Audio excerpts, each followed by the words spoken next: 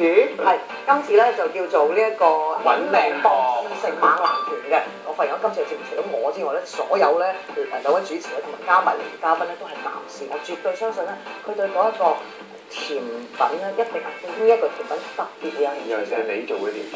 咁啊，首先咧我就咧要將一啲全牛油嘅餅乾啦，咁就我嚟做餅底先嘅。咁啊呢度咧個份量咧就剛剛好嘅。咁我先擠入去焗爐，焗爐咧一早咧就預熱咗啦，就180度嘅。咁啊呢個時候咧就可以麻煩啦 Eric 咧就可以用呢一個攪拌器咧，冇錯啦，呢個係攪汁嘅。咁啊呢個活動就交俾你啦。咁我哋跟住落嚟咧，即係其實咧就要等嗰個餅焗好之後咧，就將會咧就將佢其實本身都脆㗎，但係我哋希望再脆啲。咁啊，跟住咧，我哋咧亦都將呢啲餅乾放晒落去呢個密實袋嗰度啦。我哋就盡量咧，希望可以熬到啲氣出嚟啦。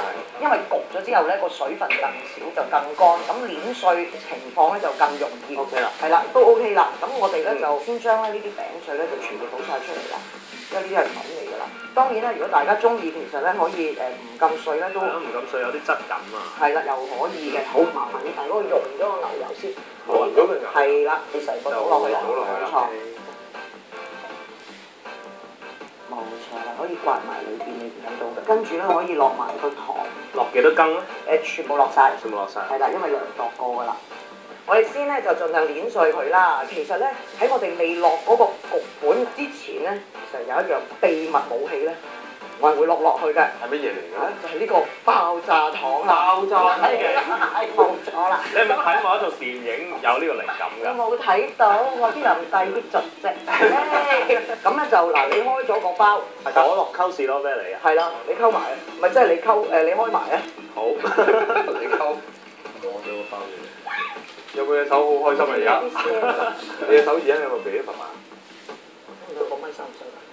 係啦，咁咧好啦，我要攞個餅底過嚟麻煩你。好啊。咁咧呢個餅底咧就做咗少少功夫啦。